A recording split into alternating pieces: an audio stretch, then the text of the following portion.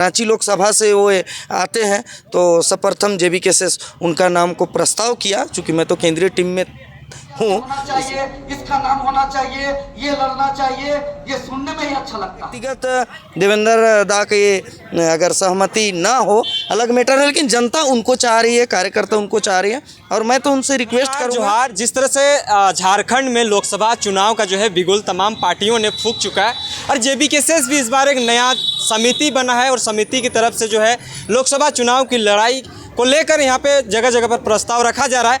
आज रांची लोकसभा सीट को लेकर बात करने के लिए हमारे साथ सनी टिग्गा जी हैं जो यहाँ पे आए हुए थे। आज इन लोग का एक वैचारिक बैठक रखा गया था जिसमें एक उम्मीदवार का भी चयन किया गया, बात रखा गया है और सेंट्रल लेवल पे उसको भेजा जाएगा।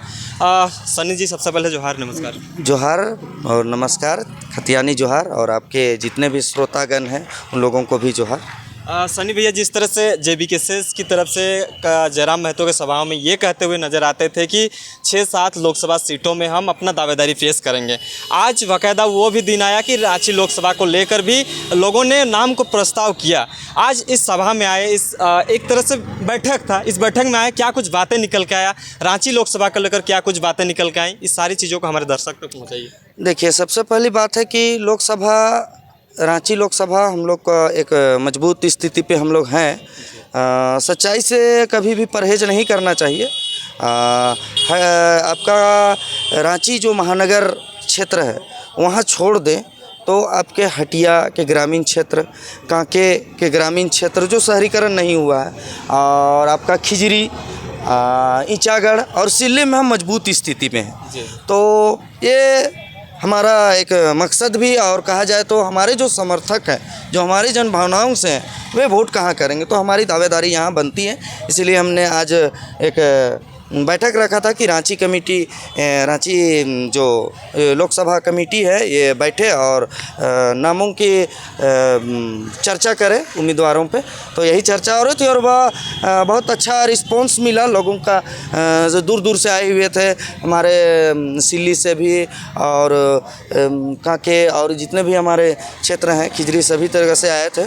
रिस्पांस अच्छा है और अच्छा हम लोग प्रदर्शन करेंगे, ये उम्मीद। सनी जी, एक बात जानने की कोशिश करेंगे, आप लोग का बैठक जो है कहीं ना कहीं एक उम्मीदवारों की घोषणा, मतलब जो वैचारिक तौर पर लोगों को क्या भावना था इसको लेकर आप लोगों का था जी। बात कहाँ तक पहुँची, किनका नाम मतलब यहाँ पे रखा गया, प्रस्ताव किसका नाम को किया गया है? देखिए, बात रह गया कि जब भी रांची में छात्र आंदोलन हो या तो फिर राशन से संबंधित आंदोलन हो या तो फिर हाथी उपद्रव आंदोलन हो, देवेंद्र नाथ महतो जी हमेशा आगे आए हैं। इसीलिए मैंने सभा में, आपके बैठक में भी ये चीज़ों को चर्चा की थी कि निस्वार्थ रूप से संगठन के लिए वे निछावर होकर काम करते गए।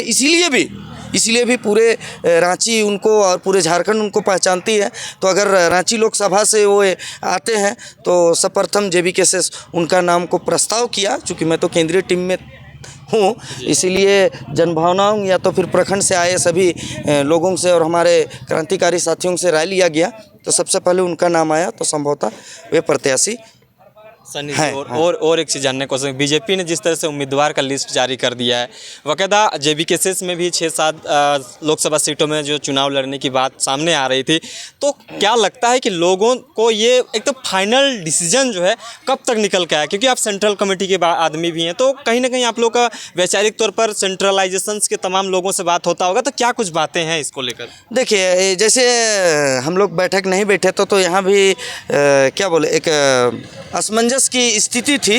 उसी तरह से धनबाद में भी राय लिया जा रहा है, उसी तरह चतरा में भी और कोडरमा में भी संभवतः क्लियर है, लेकिन अभी मात्र गिरिडीह से दादा टाइगर दा घोषणा किए हुए, तो पहले भी कर चुके हैं, संभवतः 4-5 दिन में क्लियर हो जाएगा। जिस तरह से आज हम लोग बैठक बैठे हैं उसी तरह से धनबाद में भी बैठ के वो लोग क्लियर कर रहे हैं और एक ही दिन सब चीज़ क्लियर हो जाएगा।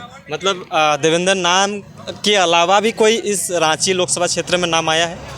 देखिए, नाम ऐसा नहीं है, उनसे प्रबल, मतलब उनसे ज़्यादा अगर कोई है तो वैसा नहीं है, लेकिन शून्य नहीं हो पाएगा।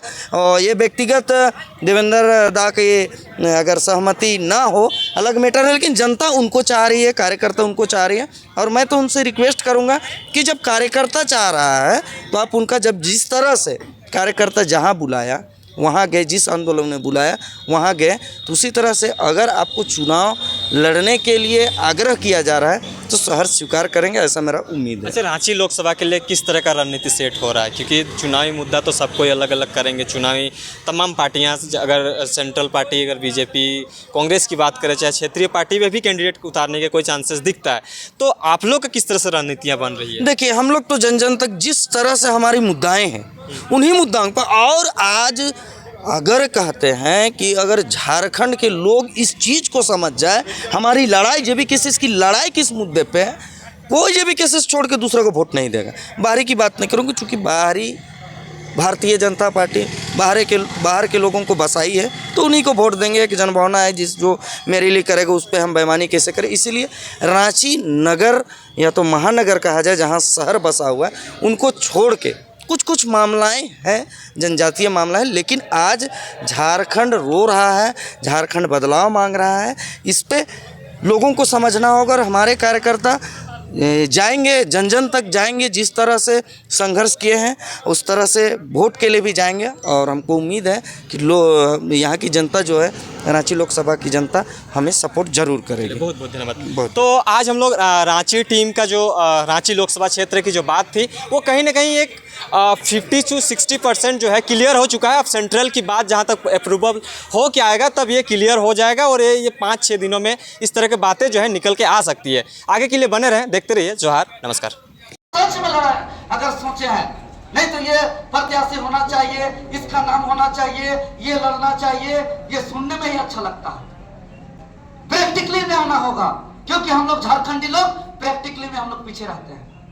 बहुत कोई बोलता है कि दादा आंदोलन का ऐलान करिए, हम लोग पूरा झारखंड से आते हैं, आता भी है, लेकिन जब हम लोग 11 बजे से आंदोलन शुरुआत होता है, 3 बजता है कि नहीं, तो ऐसे ही सब बोलता है कि दादा अब जो है कि क्या होता है, अब जो है कि कुछ नहीं होता है, चेयरमैन बात नहीं करते, हमारे बैठो, छोड़ो मत, रुको, स्थिर रहते हैं। 10 बजता है, 11 बजता है, या 2 बजे वार्ता हुआ था रस्सी फैक्ट्री में, 2 बजे रात को पानी पड़ रहा था, हम लोग ऐसे खाली बदन में थे, हम लोग ऐसे ही रह गए, भीगते रहेंगे। हमको जितना तकलीफ होगा चेयरमैन पर, जो यहाँ का फैक्ट्री का जो ओनर है, उसमें उतना प्रेशर पड़ेगा।